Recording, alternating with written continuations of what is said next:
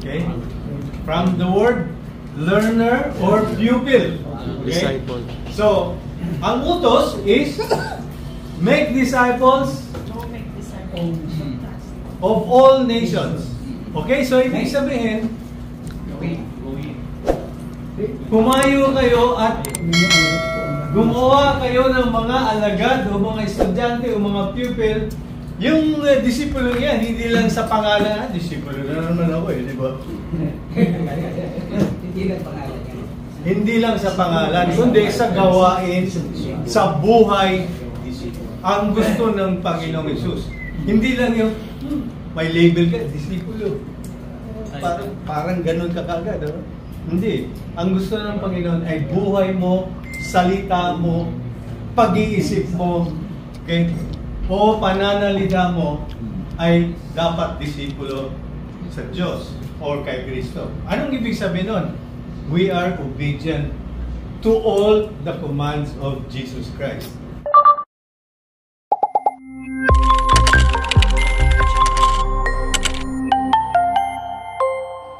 Wonder Vlogcaster.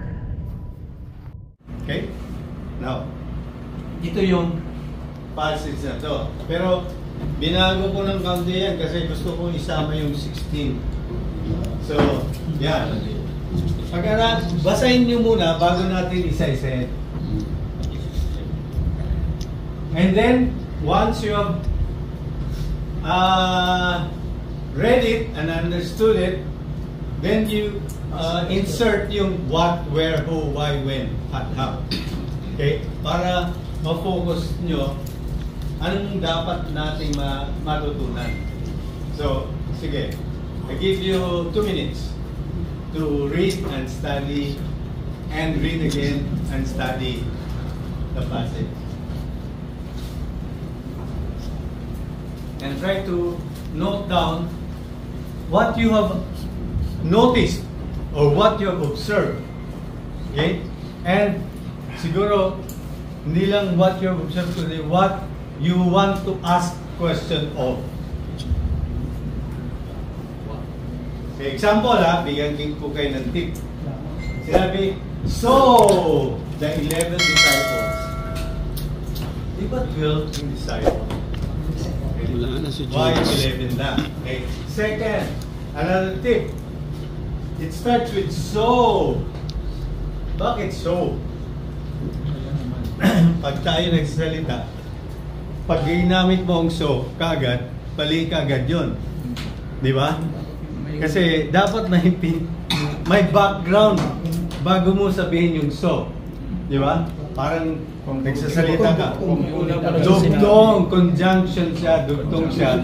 Sa naunang mga verses up to this verse now. Okay? So, it's a good question. What is this so referring to? Okay? Then, sige, tuloy. Okay? After yung pag-aralan natin, 18 to 20 lang Pero, naisip ko, mas maganda rin yung may background na 16 and 17. Para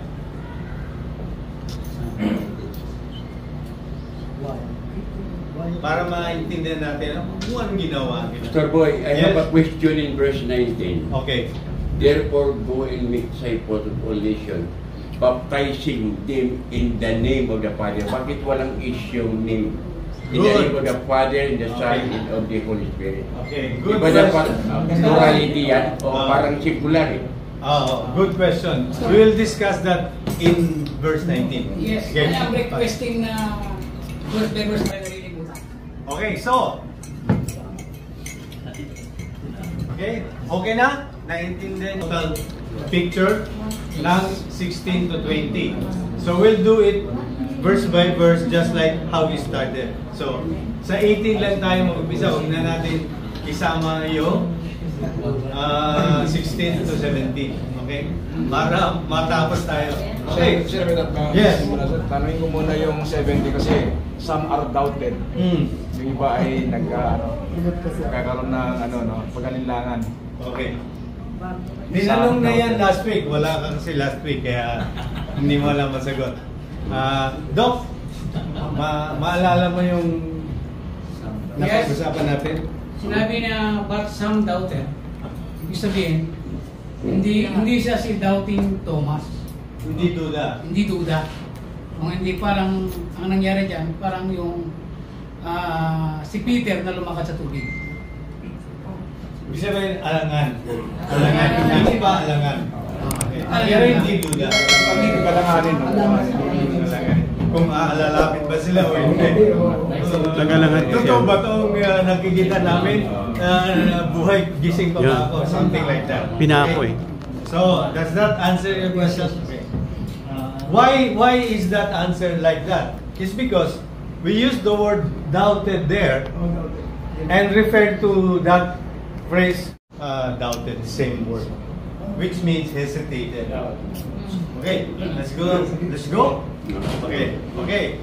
What, where, when, how, why of this verse? What can you say? What all authority? Okay, what authority? Okay, what is meant by authority? That's one. Ano pa? Why? Why did Jesus say he has the authority? Okay, when did he say it? Well, up there in the mountain of Galilee. After resurrection. Why did he say it? Right after he saw some worship and some doubted. Pero hindi niya pinansin yun. Dinerecho niya all authorities. Go back to the verse. Napansin niyo? Yan o. Mountain, saw worship but some doubted. Anong sinabi? Hindi niya ayusin ko muna yung doubt niyo. Dinerecho niya all authorities given on earth has been given to me. Sabihin, whatever you have, doubted ka, nag-worship ka na o hindi, this is the real thing. All authority is given in heaven and earth has been given to me. So, parang, kumbaga sa atin, nabura yung duda nila or hesitation with that statement of authority. And you see the what? Okay. You see the jurisdiction hindi lang doon sa mountain of Galilee, kundi in heaven and on earth. This is the authority is true. Okay? Coming from the Lord Himself. Okay, let's see some observations. Jesus says authority. What is that authority? It means authority or power, or some people say right. Okay? He has all the right of everything. He has all the authority and power. Okay? Jurisdiction and scope, sinabi niya, in heaven and on earth. In others, all things, including to know God and salvation that we can find in these verses, Matthew 11 and etc. So, tuloy natin yung verses muna. Okay. Where do you find nandyan yung word. Where do you find in the Bible exousia or that authority that Jesus mentioned used by Jesus or used on Jesus? Okay? Dami yan. Okay? So, pero para madali tayo, basahin na natin sa aking hinanda. Okay? Tignan mo, Daniel 7 yun, 13 and 14. Pakibasa nga kung mayroon bang katuturan itong sinasabi ni Jesus sa Matthew 28:18. Sige nga. Okay, I was watching in the night visions and with the clouds of the sky. One like a son of man was approaching. He went up to the Ancient of Days and was escorted before him. Verse 14, to him was given ruling, authority, honor, and sovereignty. All peoples, nations, and language groups were serving him. His authority is eternal and will not pass away. His kingdom will not be destroyed. Okay? You know where this was written? In the book of Daniel. Exam. What is it saying about the authority? Hindi lang sinabing akin yung authority, kundi it has been given him. Okay? And together with authority, ay nakalagay dyan, authority plus honor and plus sovereignty. Control of everything in heaven and on earth. Even all peoples and nations and languages were serving him. They belonged to him and they were already serving him. Hindi to future, kundi existing now. But in the Revelation, you'll see this very prominently. Okay? His authority is eternal and will not pass away. Ibig sabihin, yung authority na yan ay hindi lang nung nandito siya. Okay? Kundi, even from eternity. Wala pang umpisan, nandun na yung authority na yan. And, hindi yan matatapos. It will not pass away.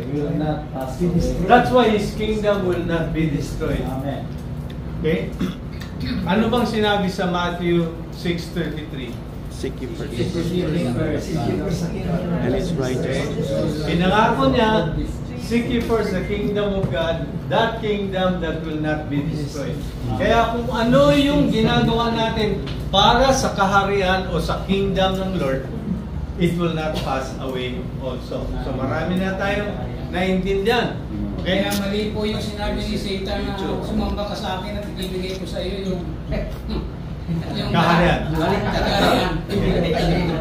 Hindi mali siguro, kundi sinungaling siya. Sinungaling. Kasi, okay, another verse. Okay? Another verse in Luke 10 and 22, actually the same, just written by different authors. So, sige, sinong makapagbasa? At intindihin nyo kung anong sinasabi. Si Pastor Willie kaya? All things have been handed over to me by my Father. No one knows the Son except the Father, and no one knows the Father except the Son, and anyone to whom the Son decides to reveal him. All things have been given to me by my Father. No one knows who the Son is except the Father, or who the Father except the Son, and anyone to whom the Son decides to reveal him. Okay? Is that authority? Yes. Okay? So what two things do you know from these two verses about authority?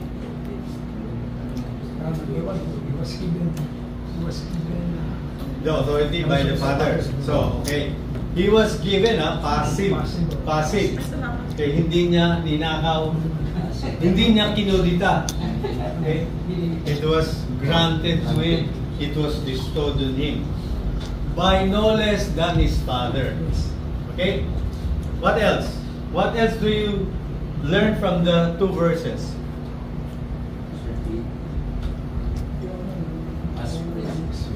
If the passage in Daniel was saying na authority comes with honor and sovereignty, plus all the peoples that are given to him, what is it telling here? Except the Father. It is the right or the privilege to know who God is. Okay? Is granted by Jesus Christ. Hindi pwedeng isang tao, basta kahit na wala si Kristo dyan, kikilalanin ko ang Diyos na Ama. Yung mga oneness dyan. Okay? Okay? No, you cannot. Because only the Son knows the Father, and only the Son gives you the right or power to know God the Father. Okay. And it is only Jesus Christ who will allow anyone to know Him, to reveal Him. Kaya, hindi tayo pwedeng sabihin na basta nagdasal lang ako, basta lang, magdadasal lang ako, maawa naman ng Diyos sa akin, makikilala ko rin si Kristo. Okay. Isa po sa mga naguguluhan yung ibang pastor. Sige, laksan mo. Yung pagdating ni Jesus Christ, sabi niya, hindi ang nakakaalam yung anak, kundi yung ama lang. Paano natin ipaliwanag ngayon yan? Okay, good question. Okay. Yung context na yan ay nung na-resurrect na siya. Okay, second, yun ay tinanong ng mga disciples, is it this time that you will conquer Rome and place the kingdom in your hands? Which is in Acts 1. Okay? So, anong sagot niya? It is only the Father's knowledge. Okay? Okay? I think He knows. Pero, sinabi lang niya, huwag niyo nang tangkain yan. Para sa Lord yan. Para sa Lord ang mag-reveal niyan. Okay? That's what it means. Okay? Kasi sabi ni Peter or sabi ni Peter or ni Matthew, baka lang kasi at least kami una makaalam. Ganun, Pinoy eh. Parang Pinoy eh. Okay? Gustong malaman lahat ahead of time. Ganun lang yun. Okay? Anything else? Okay, wala na. Sunod. What authority can be seen in these two passages yan hanggang next slide yan. Okay, so sa this 20 to 23, anong masasabi nyo na tinuturo ng Panginoon dito sa passage na to?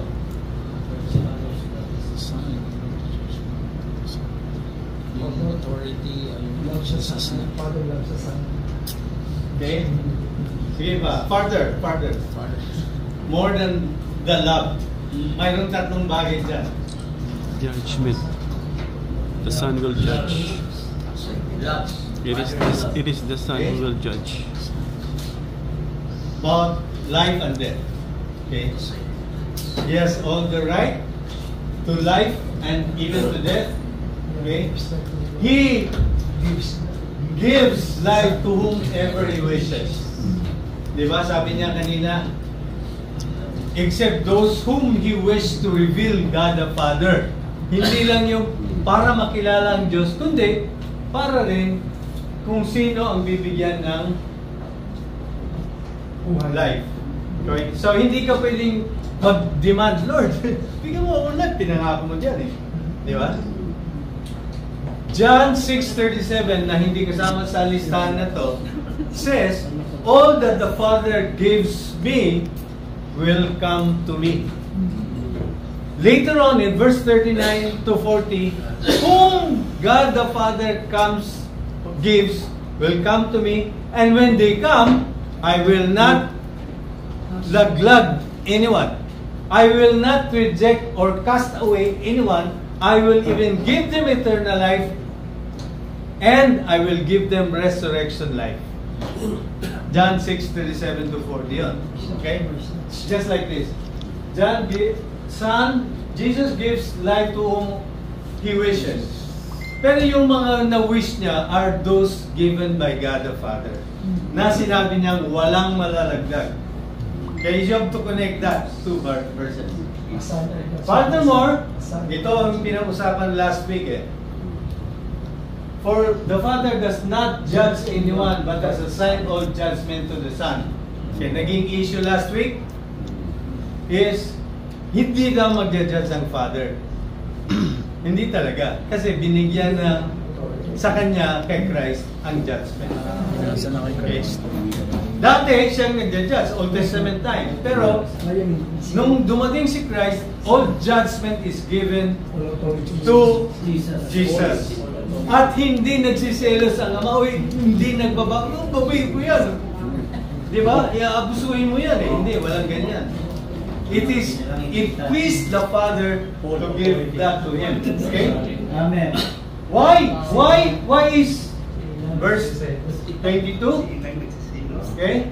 Why is this one of the questions that we ask? So that all people will honor the Son just as they honor the Father. So judgment was given to Him so that all will honor the Son Father. Okay? Just like they honor God the Father. But later on, makita natin kung sino hindi nag-honor the Son. Okay. The one who does not honor, ito pala, the one who does not honor the Son does not honor the Father who sent Him. Anong church na tama, may tama sila dito? Iglesia ni Cristo do not honor the Son. They honor only the Father. Okay? Cloud and clear? Ibigay na kasi ng Ama yung buong authority doon sa anak. Kaya hindi na siya nakikialam doon sa paghatol ng anak eh. Saka hindi niya binabawin. Kasi judgment, in the last days na ito eh. Ngayon, totoo naman yan, all authority given to Jesus. But, para natin may kapaliwanag, yung sinabi ni Pablo na, in the last days, ang lahat ng bagay, isusuko sa Ama. Pati si Jesus Christ isusuko. So, ito yung pinag-huli na ito, hindi yung masunod pa lang na judgment na sinasabi natin. Last judgment na ito eh. So, paano natin may 1 Corinthians chapter 15? You read it. I forgot the verse. Nababasa ko yung nababasa 15. Paano natin may pampaliwanag yun? Okay, tingnan mo ang context ha. Magkaiba yan. Pakibasa nga yung reference na yan. Ano bang Korenta niya eh? Hindi nila makita, mamaya lang. Okay, pass muna, pass. Hanapin niya na muna. Yes. Yung binanggit ni Pastor Larry, 1 Corinthians 15, 28 yun, I think, o 27. Pag pinasuko na ng anak ang lahat ng bagay, ang anak naman ay susuko sa Ama. Yes. So ang ang opinion ko to sa yung pagiging sonship niya, kasi doon pa yung katawan niya eh, nakaupa siya eh. Bagay ko, yun ang susuko niya, hindi yung susuko na may kasalanan siya, kundi yung pagiging sonship niya. Okay. As I was saying, magkaibang context niyan. Okay? Magkaiba yung context ng judgment. Judgment has been relegated to the Son. Now, as to offering Himself, God to the Father, it is for God's glory. So, ibang context yan. Pastor Bishop. Sa Revelation 22, verse 12 and 13, sabi niya, at masdan ako ay dumarating na may madalian at ang aking gantimpala ay nasa akin upang bigyan ng bawat tao ayon kung anuman ang kanyang ginagawa. Ako ang Alpha at ang Omega, ang pasimula at wakas, ang una at ang huli. Siya lahat, nasa kanya lahat. Wala na. Amen. As I was saying, ibang context yung ibibigay niya lahat kaysa judgment. Yes. The word shall preach in whole nation and end will come. Commanded yan ni Father to the Son. Kailangan bahagi ang kanyang salita at tapos na po. Yes. At darating na po si Jesus. Thank you po. Okay, continuation ha, verse 23 yung kanina hanggang 27. Sinong pwedeng magbasa? Malakas ang boses, pang-radio man. Sige. Pang-radio man ka ba? I tell you that solemn truth, the one who hears my message and believes the one who sent me has eternal life and will not be condemned, but has crossed over from death to life. Okay, baka makalimutan ko. Basahin nyo ang John 6:37 and how it will relate to verse 24. John 6:37 to 39.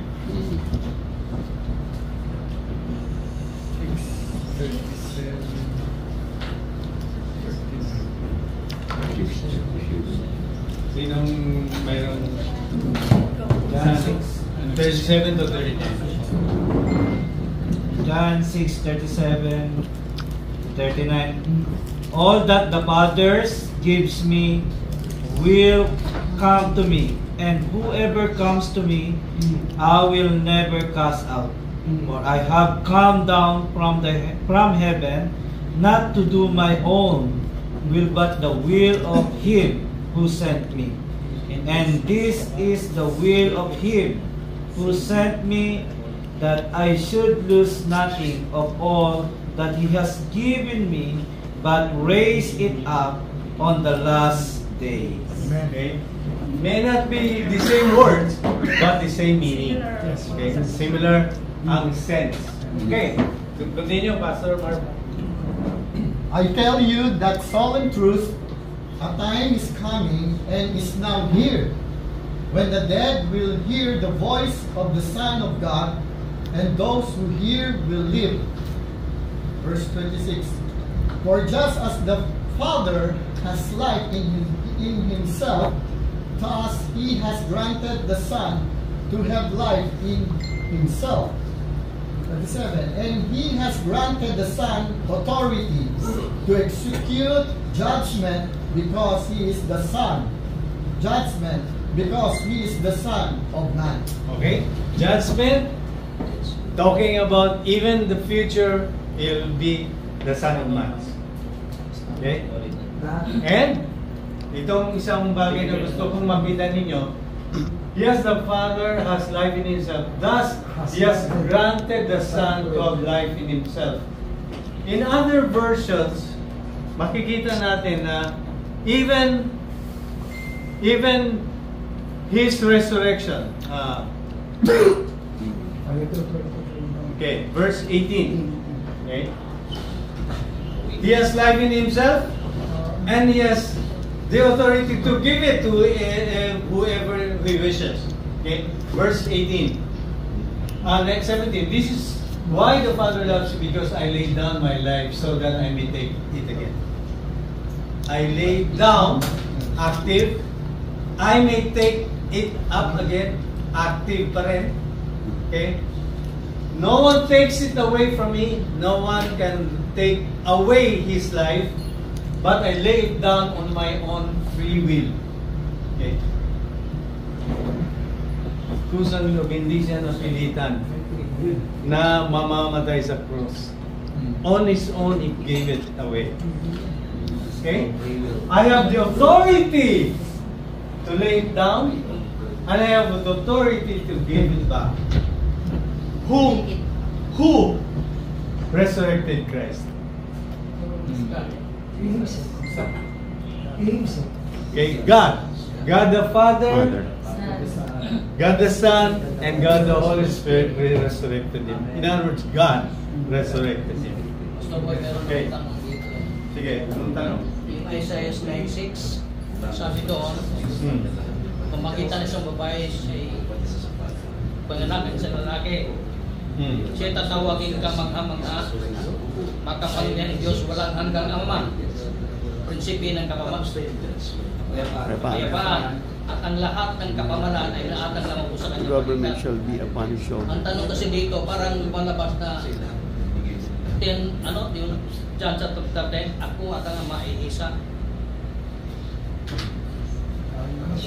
So are you talking about oneness? Hindi, nagtanong na ako kasi ako hindi oneness. Nagtanong po ako. Ha? Inano ko lang kasi nababasa din natin yan. Oh, sino gustong sumagot? Pastor, katabi mo. Sagutin mo yung tanong niya. Kasi dinanggit sa Colossians 1:15, Jesus Christ, the image of the invisible God. So ang sagutin mo ang tanong mo. Ang tanong ko dito, yung pagiging ama ba? Kasi tinatawag siyang ama, walang hanggang ama. Sa Isaiah 9:6. Okay. Ngayon, hindi ko ang ako talaga, sa totoo lang, there are three that bear record in heaven, 5:7 ng John. The Father, the Word, and the Holy Spirit. These three are one. Diba? I believe the Trinity kasi napapahit na itong kapayagan yun eh. Pero may mga may mga salita na pinanggit dito na on the Old Testament, sabi niya, siya ay walang hanggang ama. Seryoso ka sa tanong mo, ha? Okay. Ipapaseryoso kong sagot kay Ma'am. Jesus said, no? He promised, if you worship me, you worship the Father. Because the Father is with me. Sabi ni Jesus, di ba? So that's why we have to believe to Jesus Christ. A blessed for those who believe, but for those who deny are condemned. Di ba? Kaya kailangan maniwala tayo kay Jesus because He is the way, the truth, the life. No one comes to the Father except through Him. Amen. Malinaw na si Jesus ang daan at katotohanan, no? Kasi ang Father ay nasa Kanya. So we have to worship to Jesus Christ, no? But we have to believe to the Father, to the Son, and Holy Spirit. Diba? 3 and 1 God, but 3 person, not oneness. Yeah. Not oneness. Yes. Okay. Amen. Siguro ang punot dulo ng tanong ni Pastor Rene ay tatlo ba ang Diyos o isa lang? May lola pa nga eh. Okay. Ang second na tanong,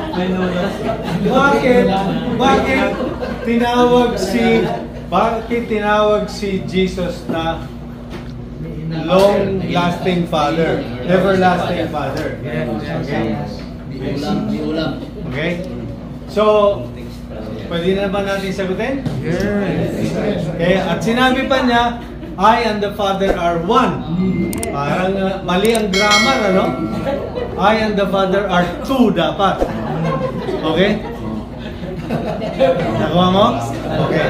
So, going back to the question, is God the Father the same as Jesus Christ individually or separately? Okay?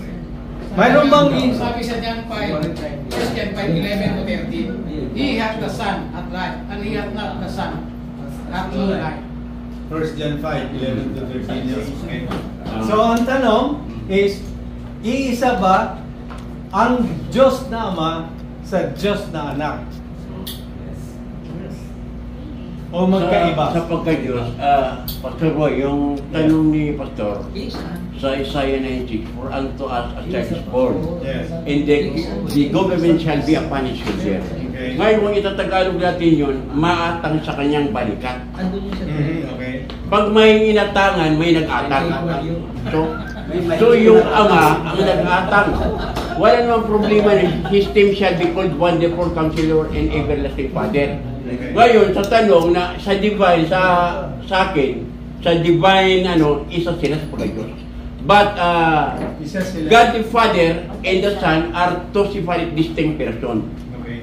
Now, sa divine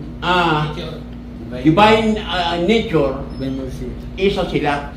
Because when the Lord spoke to all His disciples, I and my Father are one.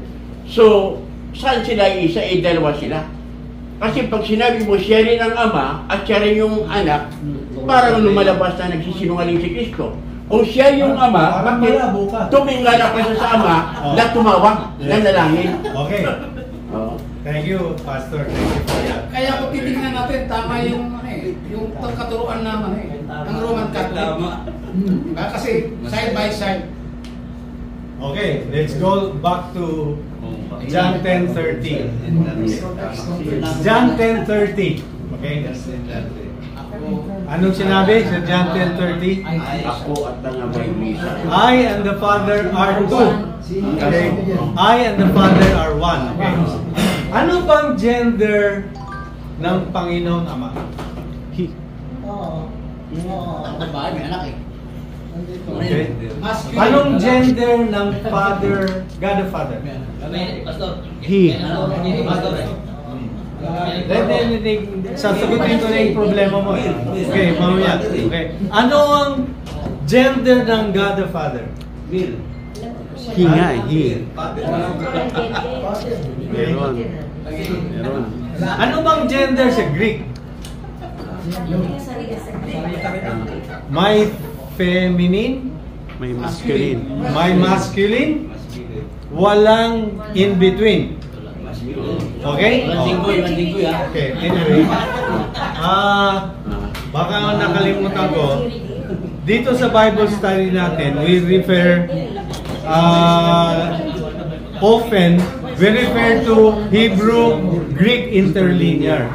Kaya I was telling you last week, you go to an area where there's a strong internet and download Hebrew stroke Greek interlinear Bible. Okay? Because every word there in that version has a parsing telling what kind of word is that. Okay? Okay? Okay. So now, go back to that Hebrew interlinear. When you go to John 10:30, you will know what it means. Why? Because anong gender ng God the Father? Is masculine. Anong gender ng Jesus Christ? Masculine. Okay? Yung one, I and the Father are one, is neither masculine nor feminine. It is neuter. Neuter. Walang kasalian. Neuter. Yeah, neuter. Ibig sabihin, it doesn't mean gender. It means another thing which is in essence. Okay? So, ang nature ng God the Father and God the Son ay isa.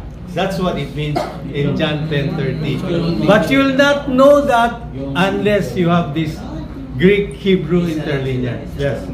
Yes. Okay? Ibig sabihin, isang Diyos sila, pero not iisang tao. Personality. In essence or in personality or in godness, in deity, they're one. Kaya mas mataas talaga ang Ama. Hindi, walang sinabi doon. Co-equal eh. Sinasaksak ko na naman yung mali. Co-equal. Co-eternal. Tawag na nga tayo dito eh. Sa karagagan lang, paglilinaw sa private interpretation ko, no? Kasi mayroon naman tayo kanya-kanya, no? Kahit puro mayroon tayong guide sa Bible, pero nagkakaiba yung ating interpretasyon. Ano po? At sinabi doon sa Exodo, nung tawagin si Moses sa naglalagablag na ay sa tripo, ano, sinabi doon na kung pumunta ko doon at magtanong, sino po ba, ano po bang sasabihin ko? Kung sinong nagsugo sa akin. Ang sabi ng, ni Jehovah, kasi naano ko yung mga Jehovah eh, na ang akala nila, ang Jehovah, na hindi si Jesus Christ. Tandaan po natin, sa Old Testament ay Jehovah. Pero si Jehovah pala, ako nga, ay si Jesus Christ. Hindi naman ako kumakampi na siya oneness. Pero ipinapaliwanag ko lang na dapat ulit din natin ang lahat ng tama ang bayan sa elder. Sabi niya, sabihin mo lang doon, ang nagsugo sa iyo, ako nga. At kung babasahin natin sa New Testament, sa 8, nandun sa 22, bababa. Sabi niya, kung hindi kayo maniniwala, kayo mamamatay nga. At kung hindi kayo maniniwala na ako nga na si Jesus. So, paano yung Jehovah doon Yahweh Old Testament? Ang kanilang paniniwala ng Jehovah ay Ama. O ngayon, nung basahin ko yun, saka ko yung Jehovah niyan at saka Yahweh, si Jesus Christ yan. Pero, Trinitarian ako ha. Ang gusto ko lang mangyari ay yung maliwanag. Kalagdagan na magmumula sa inyo para may dagdag yung paniniwala ko. Saan ba talaga ang dapat natin paniwalaan? Bishop, saan nyo nabasa na si Jehovah ay si Jesus Christ? Anong talata na si Jehovah ay si Jesus Christ?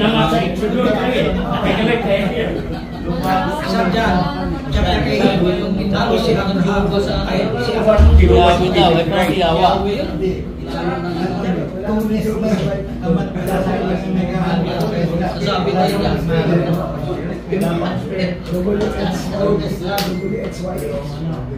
Ano ka naman, isa, yung Jehovah, spirit and century lang yun.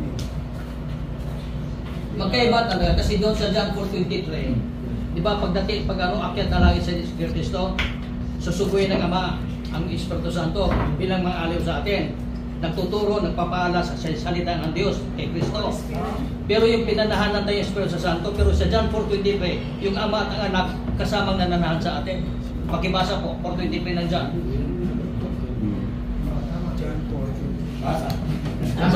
Basa.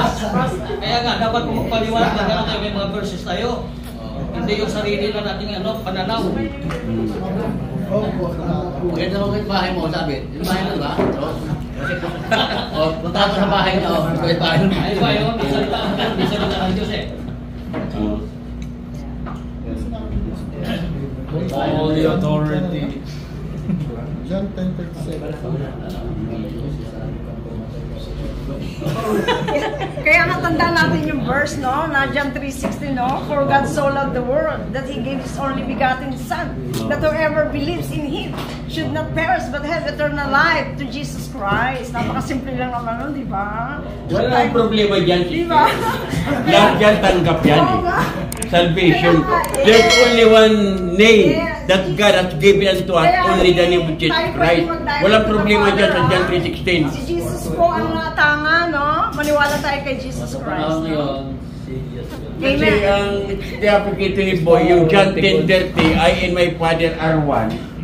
Sapagkat Diyos, hindi sa persona. There are two separate distinct person. Kaya ang tanong ko nga kay Bishop Sabit, saan niya nabasa na where did you find in the Bible that Jehovah is Jesus Christ? Basahin mo yan at si Jehovah is si Jesus Christ.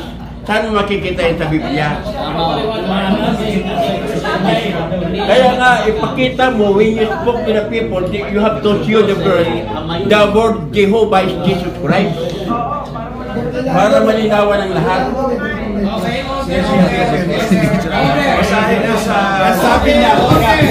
Ang sabi niya, kanya-kanya tayong pananampalataya. Eh, yun ang pananampalataya niya. Oo, yun yung paniniwala. Hindi na may proof ka.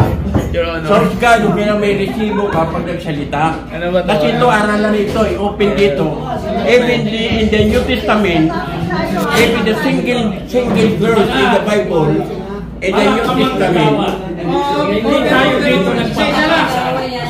Hindi tayo dito nagpapatasan. Kung hindi, nagdadagdag tayo ng kaalaman. Yung hindi maganda, ay huwag natin. Wala tayo dito sino ba taas na nakapag-aral, Master of Divinity, Doctor of Divinity. Ay, isigalang natin ang ating maganda yung kasi sa Biblia, hindi yung kakaagal. Kaya naitanong ko yun, dahil nandyan sa kasulatan, hindi. Na ako'y open lahat sa bahay. Bishop, sandali lang. Iglesia ni Cristo. Ako, Bishop. Ay, tapusin mo. Ay, inaano ko yun, ini-welcome. Ay, nakikinig muna ako. Dahil ang Yahweh at Jehovah ang kanilang pininiwalaan. Sa kanila yun. Ay, sabi nila, sa Ama silang naniniwala. Na ang Jehovah at ang Yahweh ay si ang Ama.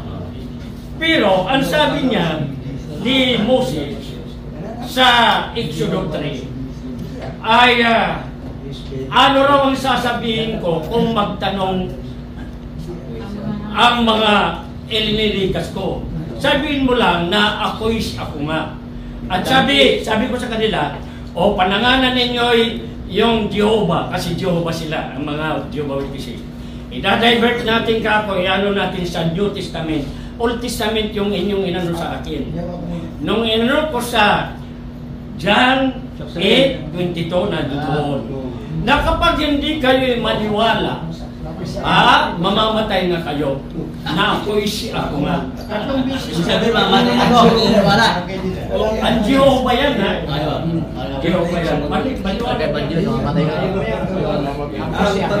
Kaya nga, nagka-divide ang tao kasi yung interpretasyon nila, ang Yahweh at Jehovah ay magkaiba at saka yung magkaisa at saka yung si Jesus Christ. Maliwanag na ang Jehovah at saka Yahweh ay si Jesus. Pero mayroon naman sinabi doon para sa Trinitarian tayo. Dahil Trinitarian ako eh. Mayroon naman sinabi dito sa ano na ang kauna-unahan na linikha ng Diyos, ha? Ang kauna-unahan na linikha ng Diyos sa buong sanlibutan ay ako. Sabi ni Jesus Christ, saan yun? Kawikaan 8:22. Basahin nyo, siya mismo nagsasabi. Wala pa yung mga burol o mga ako'y unang linikha na. Hindi yung sinasabi, ang unang linikha, bagong araw. Kung topic na tayo, ano yan? Tama na, Okay, tama na. Kasi, pinag-aaralan natin. Yung Hindi naman ikaw teacher, may teacher tayo rito. Ang topic yung sinasabi mo. Okay, ayaw ko ba mag-ano din? Ipaglalaban ko. Pinagkakaroon mo lang siya. Thank you, Pastor Boy. Okay. Iwasan natin lumingis. Okay? Iwasan natin mag-slide away. Pag-inuusapan natin ay authority ni Jesus Christ. Okay? So, ngayon, hindi lumalabas. Parang nakisama yung kalaban. Kaya na magbukas. Makibukas na lang sa Ephesians. Pagpatuloy natin. Ang tanong is, saan natin nakikita sa Biblia ang authority ni Jesus? Or by Him or on Him? Okay? Ephesians 1:20-22. Tingnan natin kung mapipick up nyo ang authority na yun.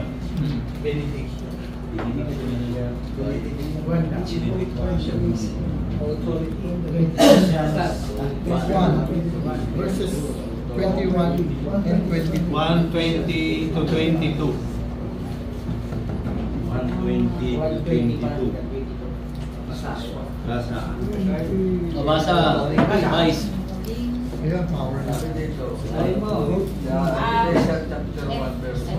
Sige, pakilakas lang. God put all things under Christ. And give him to the church as his over all things. Sabihin, sa kanya talaga lahat. Okay. Facebook, natapos na? Sige. Verse 1:20-22. Ano ba? 20-22 po. 20-22. This power. Chapter 1. Yan o. Chapter 1:20-22. Okay, verse 20. Ephesians chapter 1, verses 20, 21, and 22. 2:22. Which he hath wrought in Christ when he raised him from the dead and set him as his own right hand in the heavenly places, far above all principality and power and might and dominion and every name that is named, not only in this world, but also in that which is to come. Verse 22. And hath put all things under his feet, and gave him to be the head over all things to the church. Okay?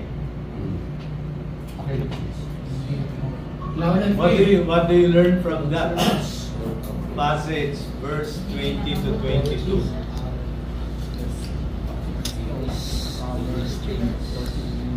Authority of the name of Jesus. Pangalan, may naatagtagal sa kanyang Binigay ng Father sa kanya.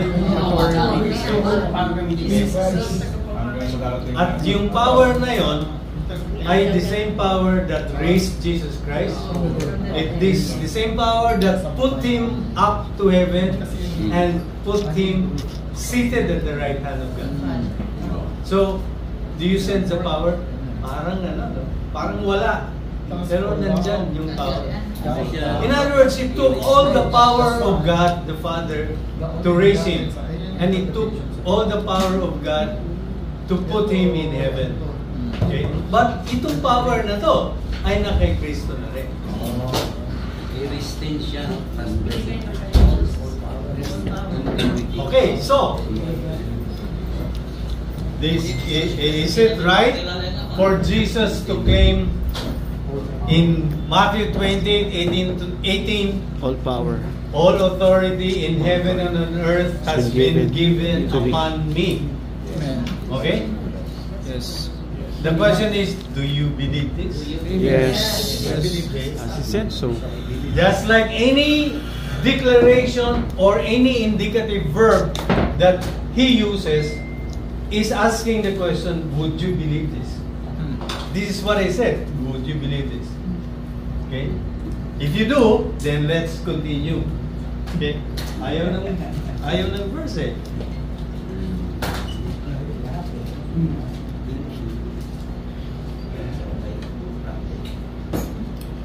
Yeah, no?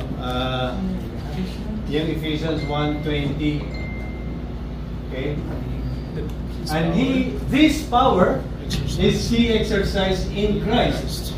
Kaya yung power na yon ginawa ng God the Father in Christ at his and he exercised in Christ when he raised from the dead and seated him at his right hand in the heavenly realms. It's the same power that was given to Christ. He used it on Christ. Okay? That's why it is just but right for Jesus to claim all power in heaven and earth. It was even used on me. That's why sa verse, hindi ayaw na mag-project eh. Restart kaya... Ha? Restart kaya... Sabayan mo ka, pare. Restart ba? Yes, yes. Manosog. Na ano? Bumalik. Bumalik. Why?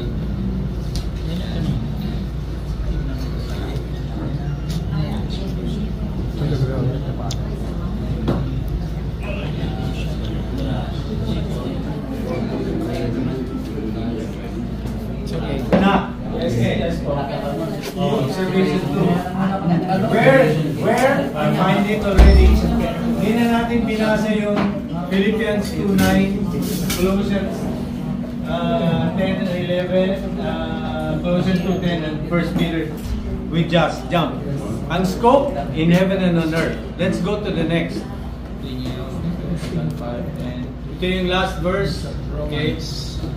This power, yan, lumabas din. Okay.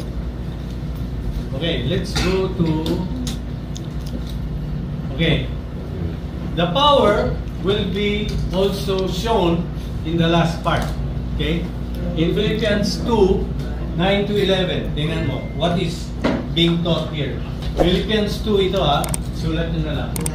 As a result, God highly exalted him and gave him the name that is above every name, so that at the name of Jesus every knee will bow in heaven and on earth, the same area or jurisdiction of his authority, and under earth, and every tongue confess that Jesus Christ is Lord, to the glory of the Father. Hindi nagsiselos ang Pinoy. Gusto niya yon. At para sa kanyang glory din. Okay, walang away. Walang away. Okay?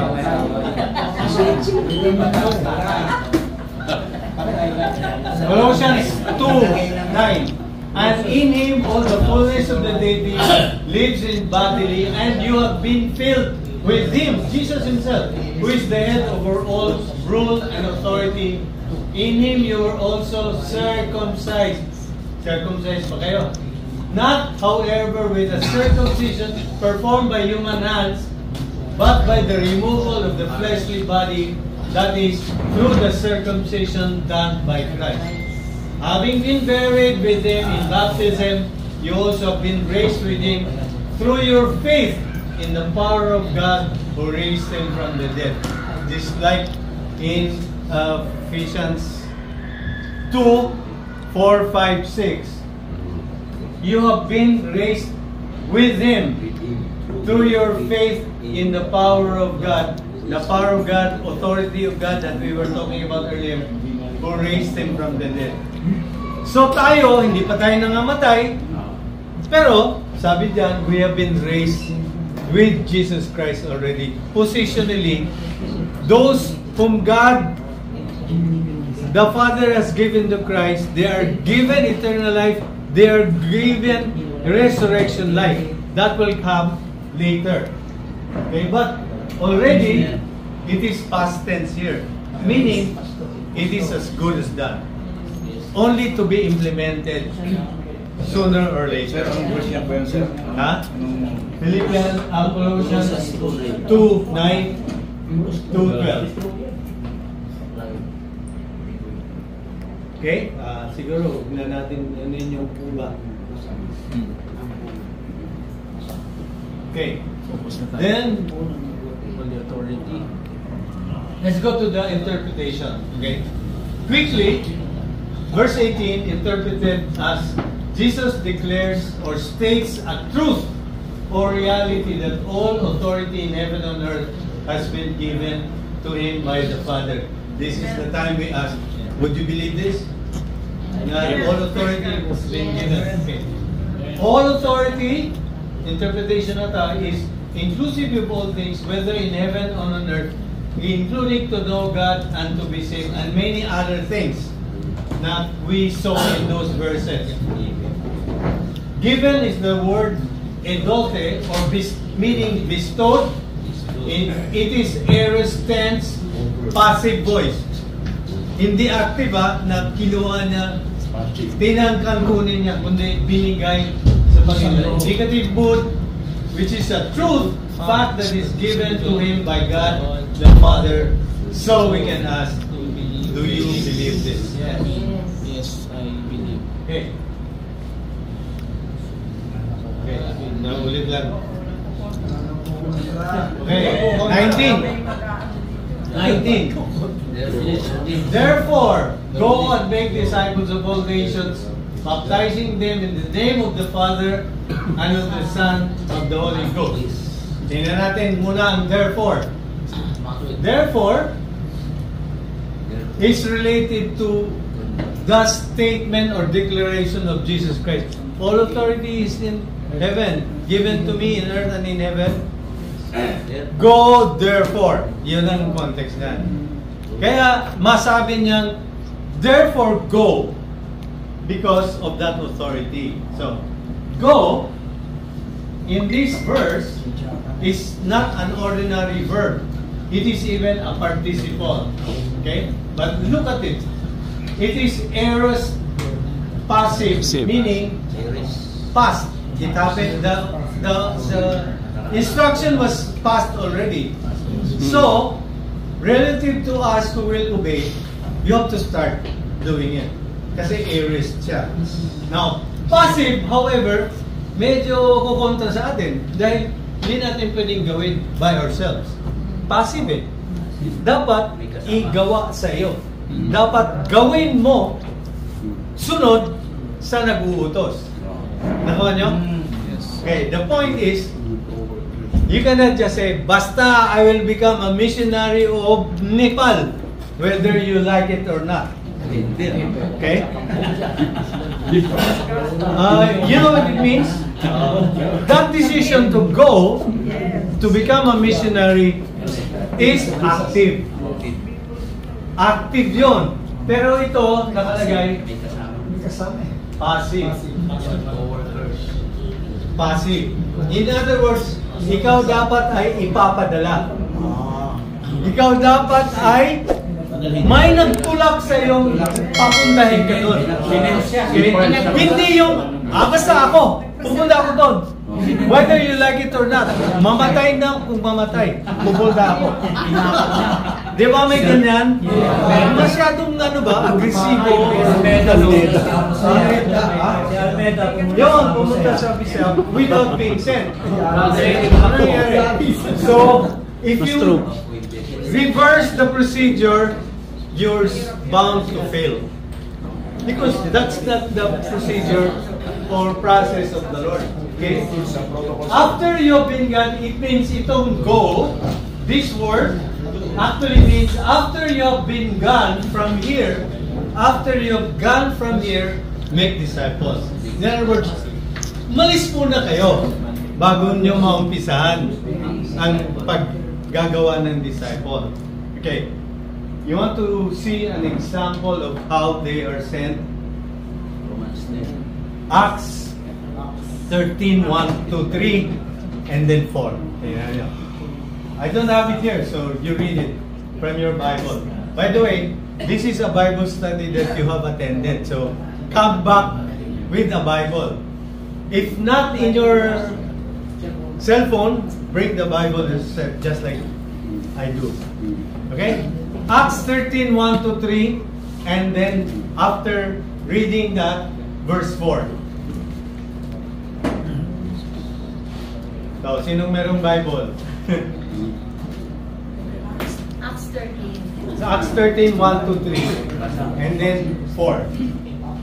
May mga propeta at mga guro sa iglesia sa Antioquia. Kabilang dito, sina Bernabe, Simeon, and ang tinatawag ding Maitim.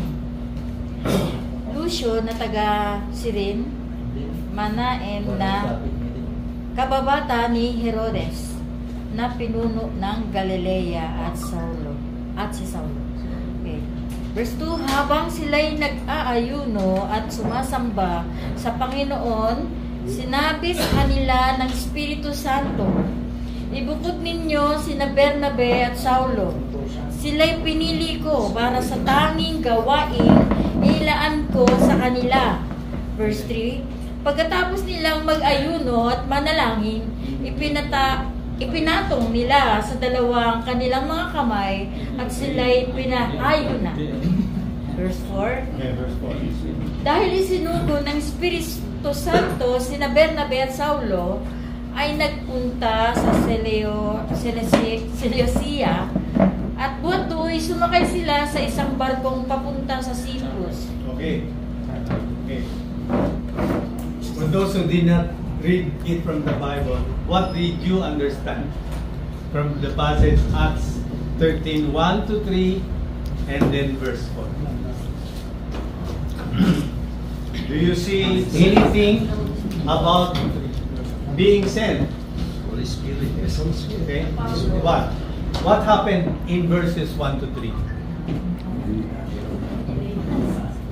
Meron bang audio voice yan? Siyempre sila, ayun sila, sinugo sila, ibig sabihin, pinasihan sila ng Holy Spirit. Okay. May nagsugo. Okay. Ano ba sila Pablo at may mga propeta at sa mga believers, mga teachers doon sa Antioch Church. Okay. And they must be in a evangelistic and mission campaign during that period. Kung meron tayong launching of the ministry. Okay? During the time that they were fasting and praying, what happened? The Spirit said. Narinig nyo? After the Bible, wala nang said wala nang voice It is only through the written word. Okay? So what happened? Lahat ng nandoon kasali sa pagdadasal at pagpa-fasting have one thing in their mind and in their heart.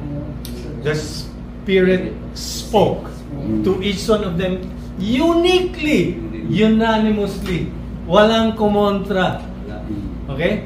So, as the Spirit instructed, separate for me Paul and Barnabas, as I will send them to the ministry that I've called them for. That's what the Spirit said. Verse 4, then the Spirit sent them. Okay? Hindi tinangka ni Paul at ni Barnabe na, bahala tayo, barkadahan tayo, Barnabe. Okay, punta tayo sa Seleucia, etc. No.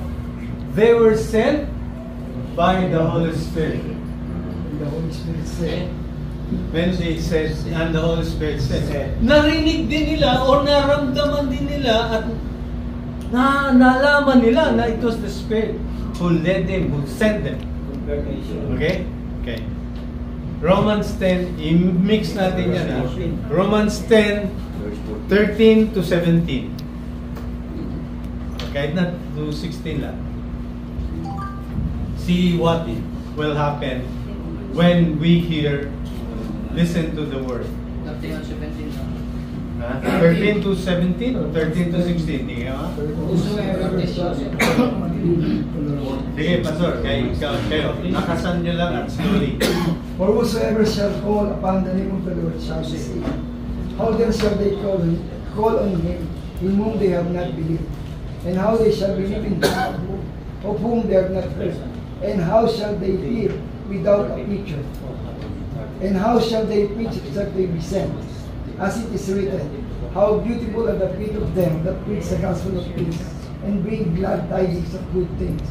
But they have not all obeyed the gospel. Or Isaiah said, Lord, what believed or our report? So then faith cometh by hearing, and hearing by the word of God. Amen.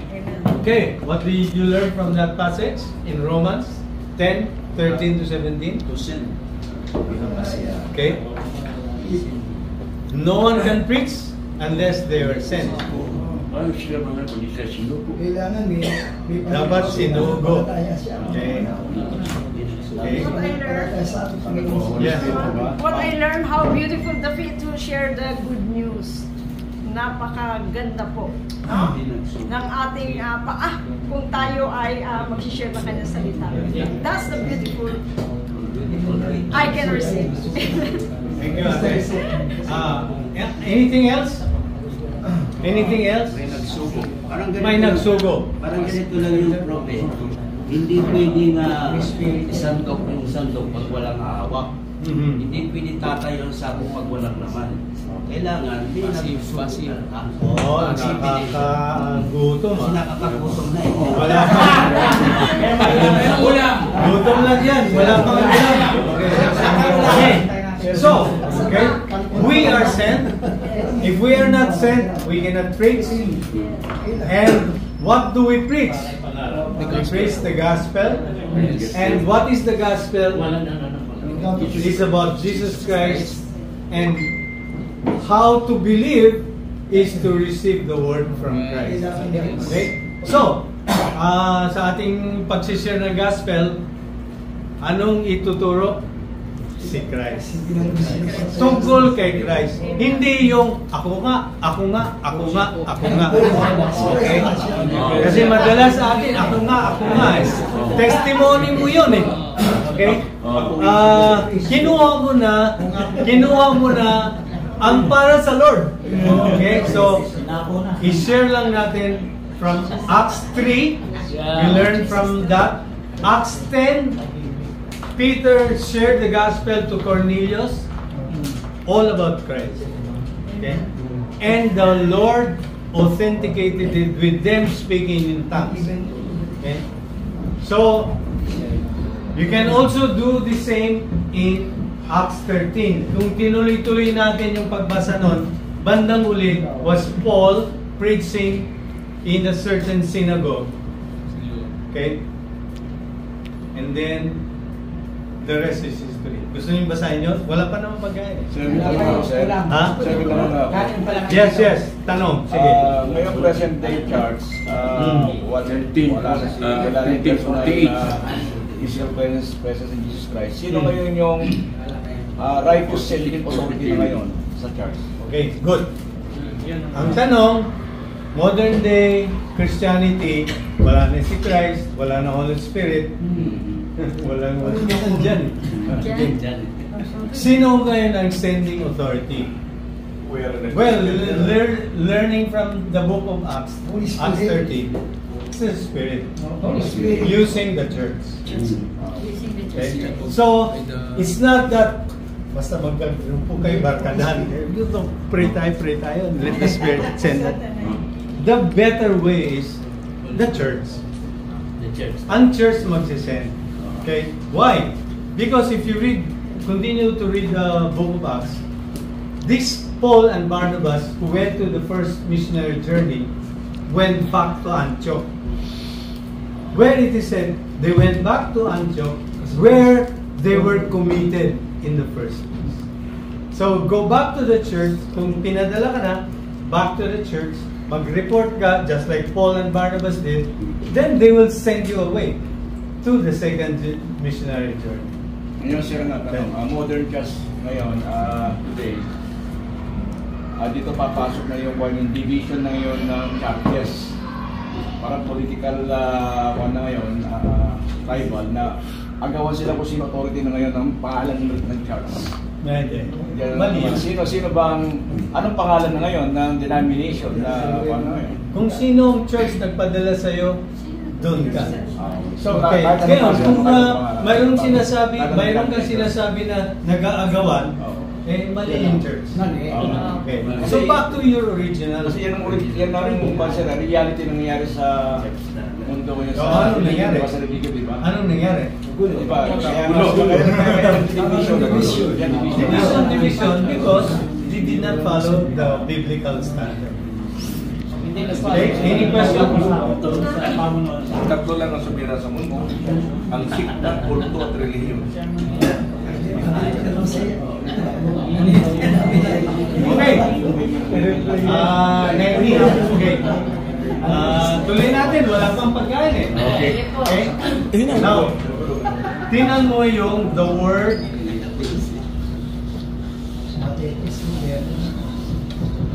Saan yung aking? Meron akong tanong. Remember ito the word make disciples is one word in Greek. And this is the word matheteosate. Okay? One word, main verb on the passage.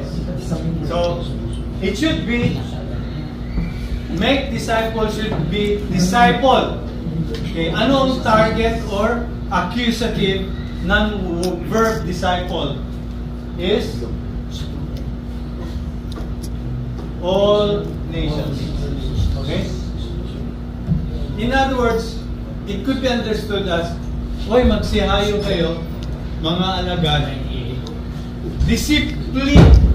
discipling nyo ang lahat ng nation. Okay?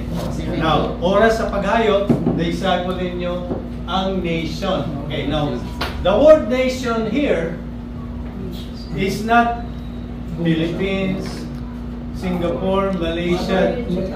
Okay? It means the nation here is tribes, tongues, or peoples. People of every nation yan. So, hanggang kadulong-duluhan yung pinakamaliliit na sabi ni sino yung Vice President?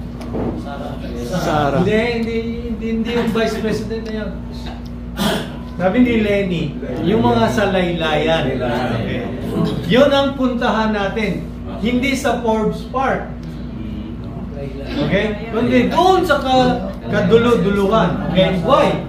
Because in Matthew 24:14, it says there, and this gospel shall be brought throughout the whole world for a testimony, so that, and then the end will come.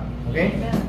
Acts 1:8 says, you shall receive power up when the Spirit is upon you, you shall receive power, and you shall be my witnesses both in Jerusalem, Samaria, Judea, Samaria, and the ends of the earth, or to the remotest parts of the earth. Even you're going to Payatas, or even you're going to mga Dumagat, or mga Aitas, ay may power na ang Panginoon.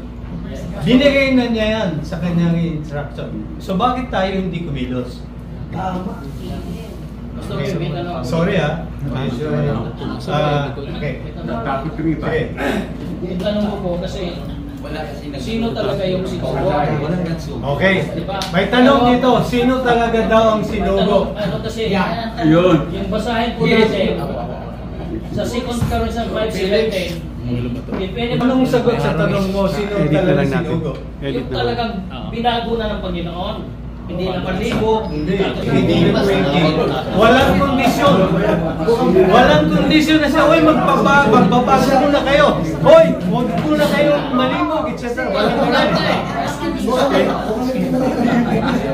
Mayroon kang sinasabi eh. Yung mga qualified lang. Sino bang qualified during that time? Matthew 28, 18 to 20. Disciples lang. Ang qualification lang doon, go back to Matthew 28, 18 to 20 is disciple ka. Ito po, mayroon po akong ang sabi ni Pastor Rene, mayroon sinugo. Sino daw sinugo? Ang doon sa 11 disciples ay mayroon talagang sinugo. At mababasa natin, basahin ninyo sa Lucas 4 at 18. At sabi nga dito, sabi ni Apostol Lucas, sumaakit ang Espiritu ng Panginoon sapagkat ako'y sinugo at pinahiran niya upang ipangaral ito sa mga mahirap. Tama yung tribes na gano'n. At sabi niya, napuspos ako ng Holy Spirit upang ang mga biyag ay palayain, at ang mga bulag ay makakita, at ang mga pingka, at ang mga pilay ay makakita. Wala kondisyon. So, wala kondisyon. Pero, in-specify na si, Disipulos, ang ating Lucas, ay siyang inutosan. Pero lahat naman tayo na goyi ang Christian Ordination. Thank you, Pastor.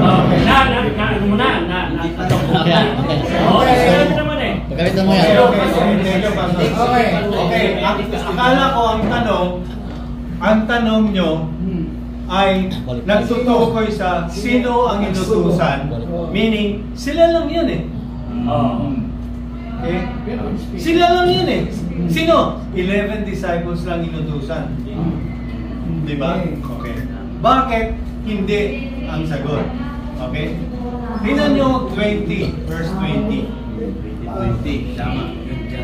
Ano bang sinabi sa 20:20? Bakit 20:20? Until the very end of age. Yung mga nilin, very end of age eh. Ibig sabihin ito, nakarating ba sa very end of age yung mga disciple na yan? Ibig sabihin, nagpapatuloy. Sabi ganun guys, ecosystem. Passive. And I am with you always at the end of the age. Hindi nakarating sa very end of age, yung mga sa ngayon. Nagdagang ko ba? Kuha nyo na yung kay Pastor. Boarding naman kasi. Sa umpisa, nakalagay 11. Sila lang inutusan eh. Yeah. Okay? Pero, pwede mo ba sabihin, sila lang inutusan eh. Tayo hindi. Okay? Pwede mo rin sabihin, sige, isipin mo ganyan. Kaya wala na sanang nag-share ng gospel sa'yo. Okay? So, ngayon, tingnan natin. Teaching, okay, is another participle. Hindi verb. It is a participle which is what? Present active participle. You know what it means? Yes. Ibig sabihin, present participle means it is tuloy-tuloy hanggang ngayon. Okay? Non-stop mo gagawin. Okay? Second, teaching is not only a present participle, it is also active participle. Ikaw gagawa. Hindi mo igagawa kay pastor. Hindi gagawa ang pastor. Ikaw ang gagawa. That's your responsibility. So, pwede mo bang sabihin, sila lang mga 11 disciples inugol. That's one. Okay, that's one. Second, to obey everything will take how many years to do? Forever. Unless you have been converted fully holy. Okay? Everything, obey. Na-obey mo ba lahat? At hindi ka na nagdi-disobey sa particular utos? No. Every time na you obey, the next second, you disobey. Okay? So, This is part of the teaching. Always present, non-stop, active. Okay, to obey. Second, third, everything. Ano ba yung everything? Okay? Ilan ba yung kinuman ni Christ? Marami siyang utos. Okay? So, hindi mo matapos ang mundo na para gawin. Okay? Okay? What else? Everything I have commanded you. Ano ba yung kinaman ni Christ? You have to read the Bible to do it. Yes. So, it will take forever. Okay? That's why sinasabi nila, ang pastor ay hindi mawawalan ng trabaho kung siya ay nagtatrabaho. Kasi, isang utos lang, pwede mo yung i-preach in one Sunday. Okay? Ilan yan sa isang taon? 52 lessons lang. Okay? 52 kung weekly ka nagtuturo. Eh, ilan yung utos? More than 1,000. Okay? And then, the fourth reason is na hindi lang ang 11 disciples is, I am with you always. Pinangako na nga niya. Nasamahan ko kayo to the end of the age. Sabi ng ibang version, every day till the end of the age. So, nandyan, every day. Hindi ko na kailangang idasal, Lord, mag-share ba ako ng gospel today? Kung ako si Jesus, pitikin ko yung tayo mo. Inutos na nga niya. Okay? Always to the end of this. Butin lang, di ako si Christ. Okay? So, does that answer your question? Kung sinong sinugo?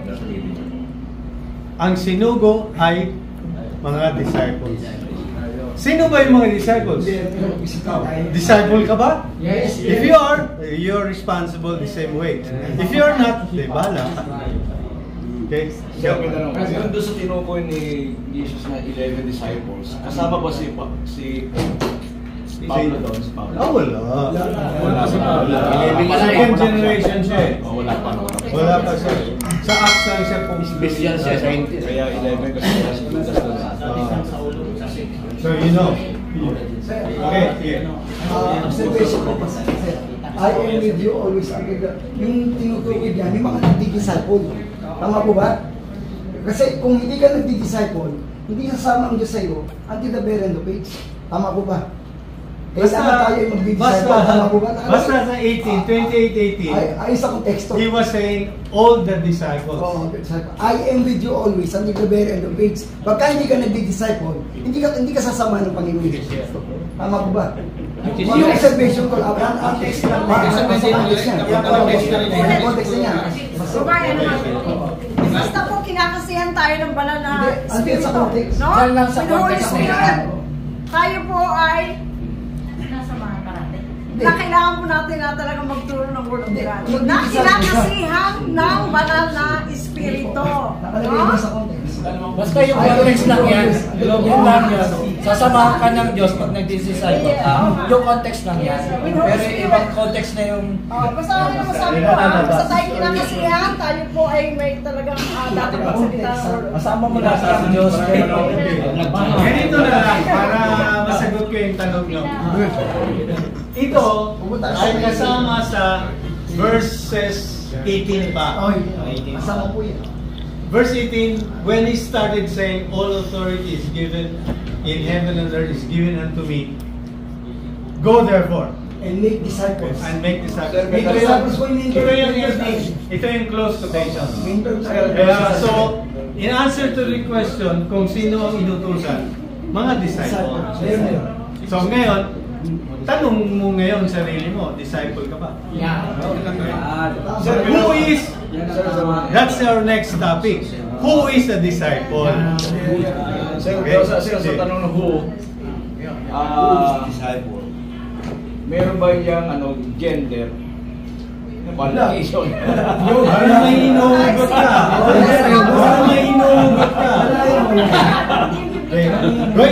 Going back, next time. it was the 11 disciples who were told, okay, di ba? Yes.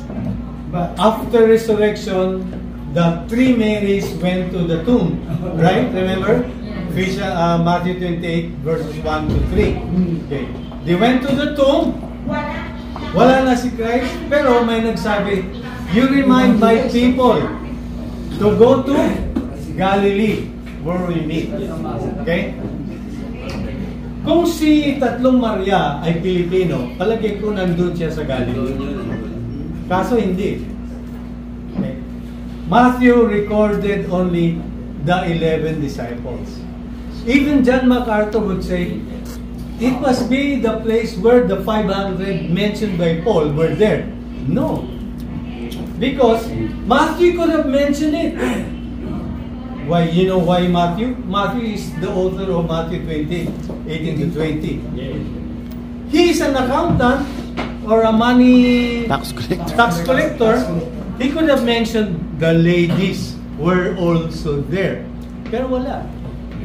So, let's not put that input there. Okay? It was only 11 the disciples.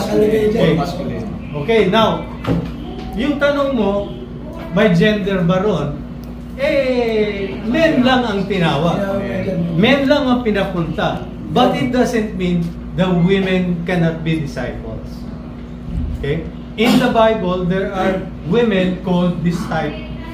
Tawag na? They call diaconessa. So, they could be disciples. But in context, Matthew 28, 18 to 20, 11 disciples lang ang kasali. Okay? That's why I was saying earlier, walang report si Matthew na, uy, nawala si Tomas. Kasi ang nagdududa lagi, etc. Walang ganyan. It was only mentioned that the 11 disciples were there. Pastor Larry? Tanong ko po doon sa magpapa-implement ng baptism. Okay. Anong qualification ng tao na yun na nagpabautismo? Ano bang qualification niya na siya talaga dapat magbautismo? Kasi, okay. Yan ang tanong mo. Wala nang dagdag. Wala nang dagdag. Okay. Who would like to answer that? Anong qualifications sa mga magbabautismo? Disciples. Okay. Disciples, based po dun sa context, disciples. Okay. So disciples are qualified. Okay. Based lang po dun sa... Okay. Where else? Where else? Where else does it say? Sabi ni Paul, ako nga hindi nag-disciple except this and that. Okay. Now, siguro, para hindi tayo mag-away, basahin nyo Acts 10. When Peter shared the gospel to Cornelius. Okay? After, when Peter was still speaking about the gospel, what happened? The Spirit fell unto Cornelius and the rest of the household. They spoke in tongues, and even Cornelius was saying, what can prevent, or who said it? What can prevent these people from being baptized? That was the question, and then the next verse says, so he, Peter, ordered them to be baptized. Sino nandun? Wala yung Jerusalem Council, wala yung three pillars of the church in Jerusalem, kasi nasa Jerusalem. Ito, sa Joppa ito, or Caesarea. Okay? So, who ordered? Peter. But who did baptize? Maybe, in the context, maybe the circumcised believer who was with Peter. Okay? So, walang specific na qualification. I think he should be a believer. He should be a disciple. Okay? Talagay ko, kasi sa gospel may kasama na si Peter. Okay, may kasama mo siya. Oh, tatlo.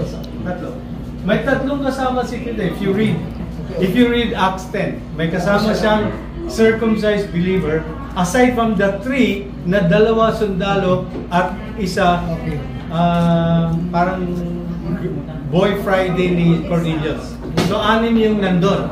But the one referred to as circumcised believer are those coming with Peter. So, you read that chapter. Meron din, Pastor, yung yung bating galing sa Jerusalem sa loob ng isang So, what? Pilates mo ni Felipe yung bating. Oh, si Philip. Ano ba siya? Yeah, disciple din. And Philip, was one of the 6 who were deacons in Acts 6. Acts 6. Okay, so does that answer your question? Sir, so, who are anong tanong mo?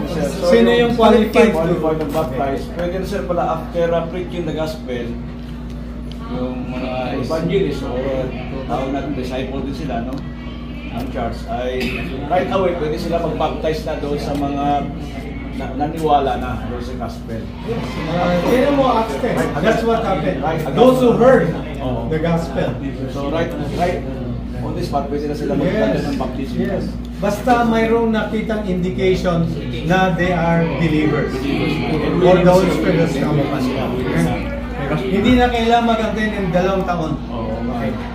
Pastor Boy, lahat ba ng believers na kailangan bautisman? Obligado bang bautisman? Good question. Sinong gustong sumagot? Lahat ba ng believers? Lahat ba ng mga believers kailangan obligaduhin na bautismuhan? Obligaduhin. Parang ibig Parang hindi mabibigyan ng yan. Kasi for a question, si Pablo, 3 pamilya lang ang kanyang binautismuhan. Hindi siya nagbabautismo. Trabaho ni Juan yan at saka ni Pedro. Sabi niya, hindi ako tinawag para magbautismo, kundi para mangaral ng Ebanghelyo ni Cristo. So it means to say, not all the believers na need to baptize. So may mga believers na hindi kailangan bautisman at depende kung gusto mo o ayaw mo, walang problema doon. Maligay ko, mali perspective doon. Medyo may lesion. Wala. Baptizing them in the name of the Father. Kasi yung magnanakaw, naniwala lang kay Kristo. Example dyan. Bumabasa ka para bautisman. Nakapako yun. Hindi regular. Kasi mamamatay na siya. So, hinayaan na bautisman. Kaya yun pa sila, kailangan mag-believe obligado na bautisman. Kailangan ba isa-isa lang ang lahat ng mga believers ay bautismuhan? Yes. Kailangan. Dahil sinabi ni Apostola dyan sa 3:7, kailangan lahat ay mabautismuhan. Wala sinabi na mali na naman sorry, wrong context po yan. Wrong context po yan. Okay, pumunta tayo sa context natin. Dito tayo. Sabi namin.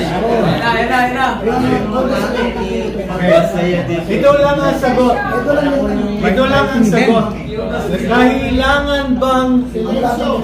Kailangan bang bautismuhan ang bawat believer? Repent and be baptized, sabi. Ang sabi ni Repent and be baptized. Hindi. Okay. Ito, baptizing them. You know, baptizing them is another participle.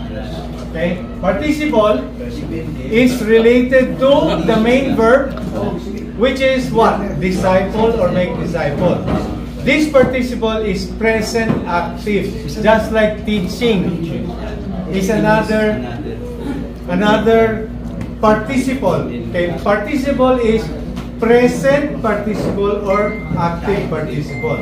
So, right after discipling or making the disciple is actually part of the discipling process is baptizing. Okay? So, hindi totoo na hindi kailangan. Prescription ng Lord,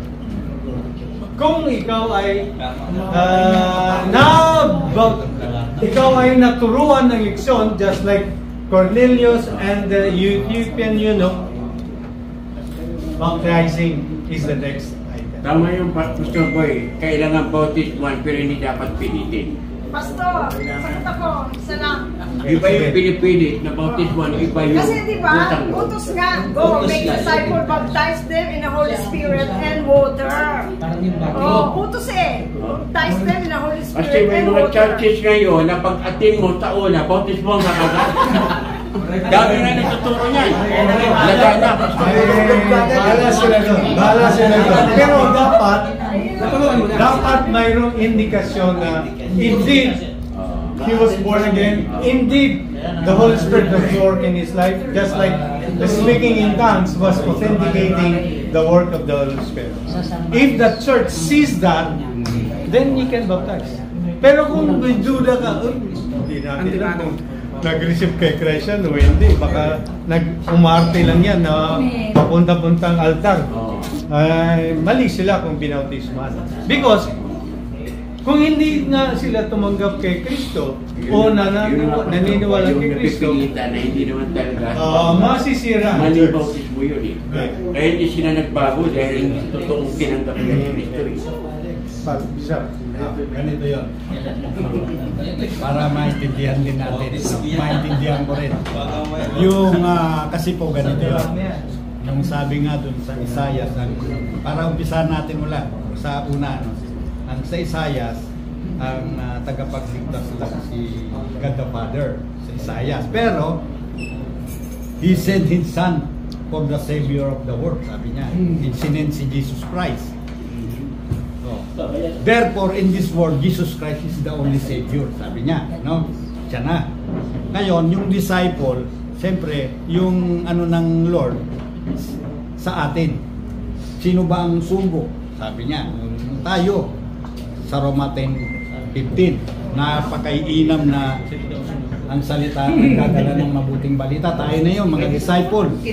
Ngayon, yung sinasabi niya na bakit yung bautismo ba o nabautismo, pwede bang hindi o pwede namang pwede. Ngayon, sa amin, kasi baptist ako, hindi pwedeng mag-communion sa amin kapag hindi na water baptism. Hindi pa siya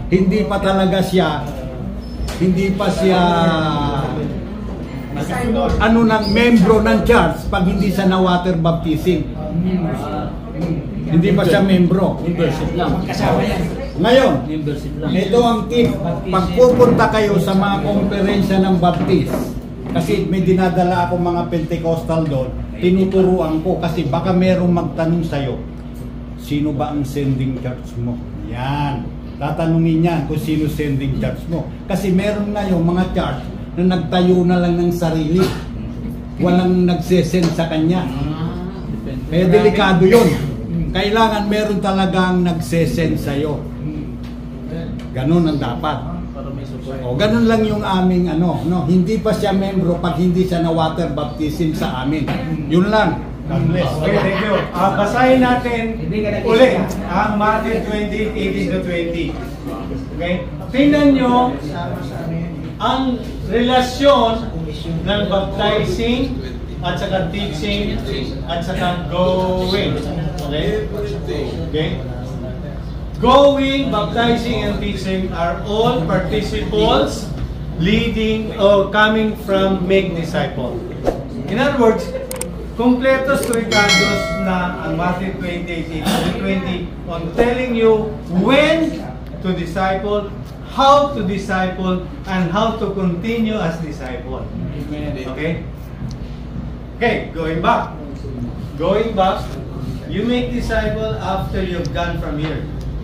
That's what Jesus says. Okay? Then, how do you disciple? Baptizing them. Paano mo baptisman isang tao?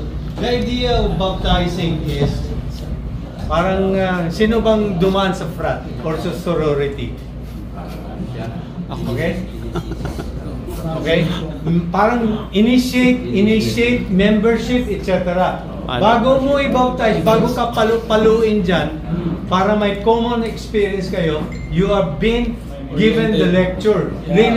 Bini-brainwash ka muna. Of course, hindi natin sinabi dito bini-brainwash.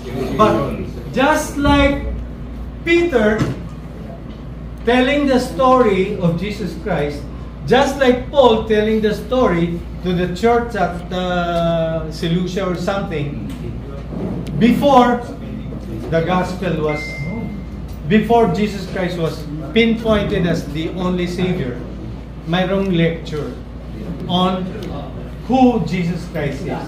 Hindi nila sinabing, maniwala kayo sa akin, katulad ko, na-convert ako. Hindi. Tinuro ni Paul kung ano, sino si Jesus Christ. Saka pa lang, nakitaan na ako to speak in tongues. Okay? So, go, you live from Galilee mountain, go and baptize, but before you baptize, you lecture on who Christ is. Why? Because you'll be baptizing them in the name of God. Ililipat mo sila from the kingdom of the devil to the kingdom of God. So, dapat may lecture ka ng konti. Bago pa lang baptisman, ito yung tanong na, saan ba ang evangelism dumating? Dumating bago mag-baptize. Hindi ka mag-baptize. Dali ka, baptize ko kayo. Hindi gano'n. Turuan mo muna. Turuan mo muna. Okay? Bago mo i-baptize. Okay, look in the name. Tanong ni Pastor Willie kanina, bakit hindi names? Why? Because God has only one name. Okay? God is God. Only one name. Hindi Jehovah, hindi Rabboni, hindi Shaddai. He's the name of God. Theos ang ginamit. Okay? Only one name.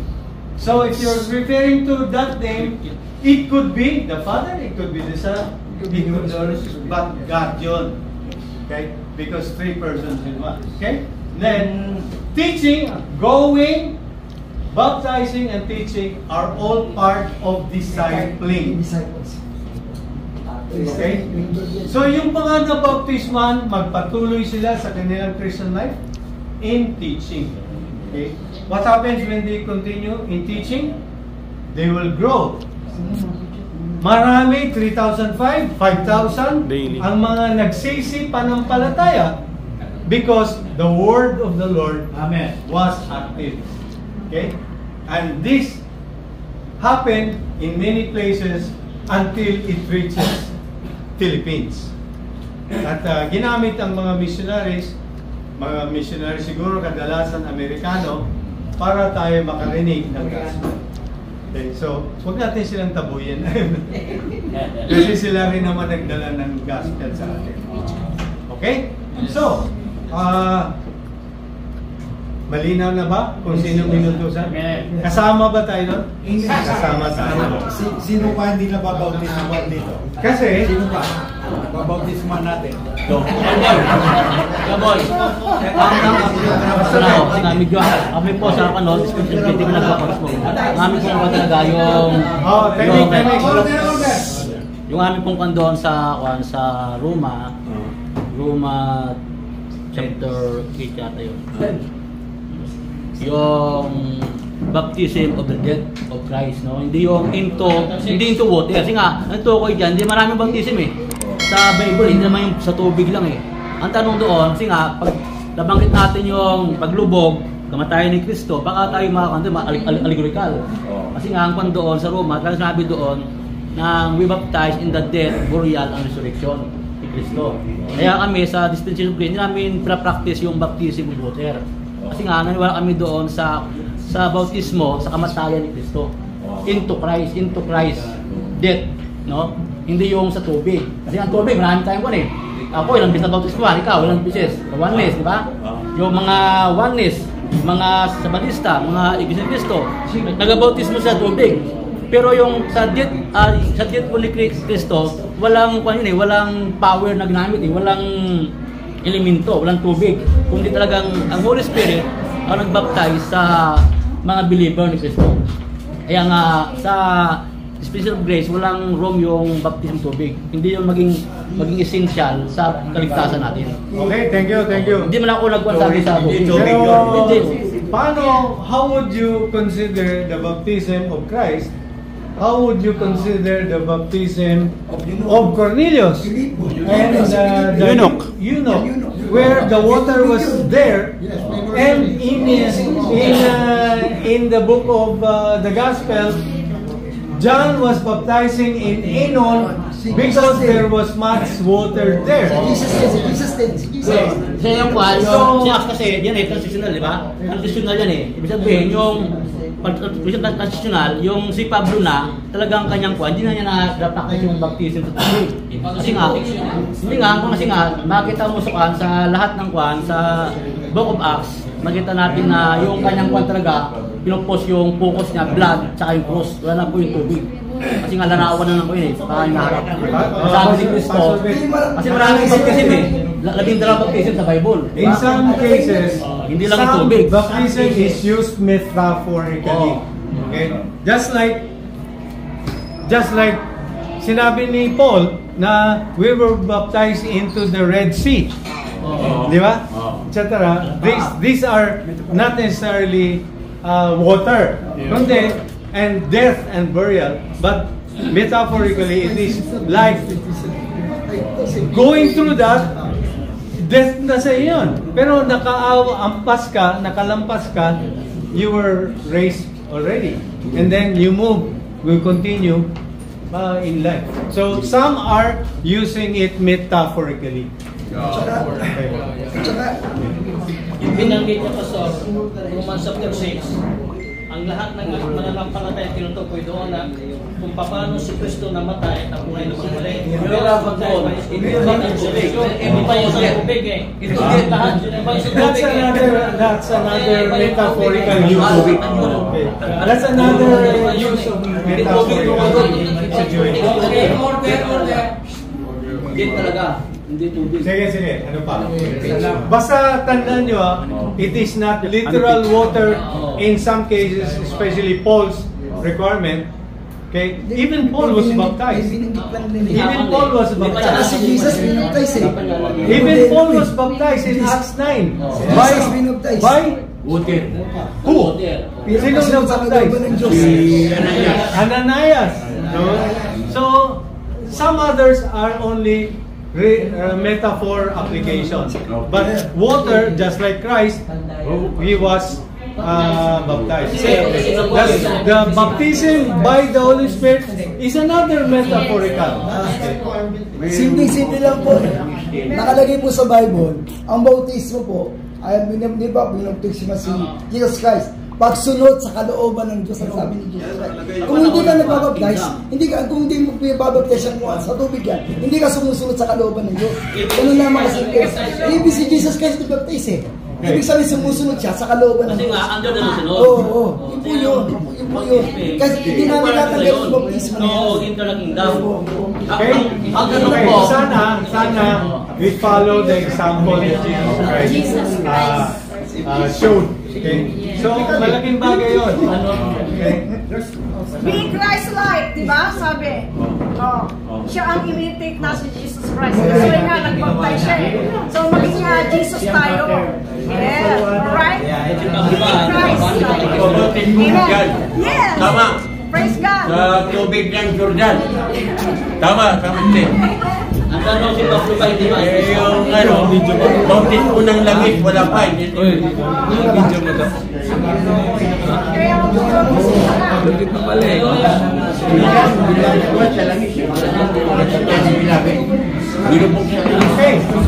Okay.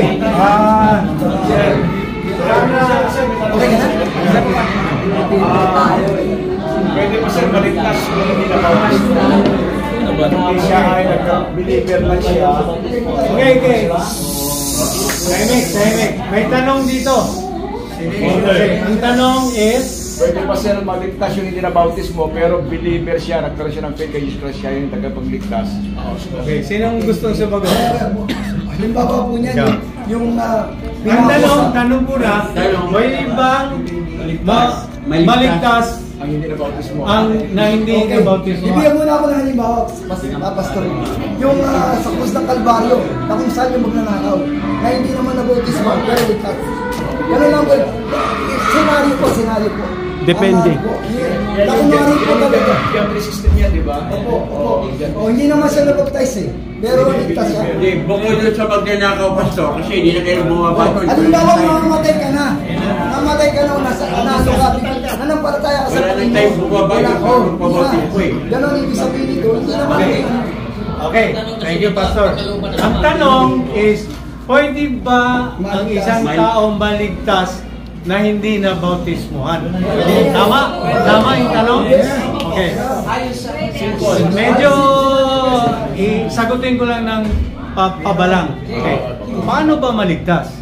Sa bautismo o hindi? Okay? Very good. Paano ba ang isang tao maligtas? Bautismo o hindi? By grace. By faith. Parang palagay ko, palagay ko maraming hindi sang-ayon. Okay? Na hindi bautismo ang nakaliligtas. Ako, bigyan ko kayo ng problema. Bakit sinabi ni Jesus Christ ang John 3:5? Bukan read John 3:5. Para guluhin ko lang kayo.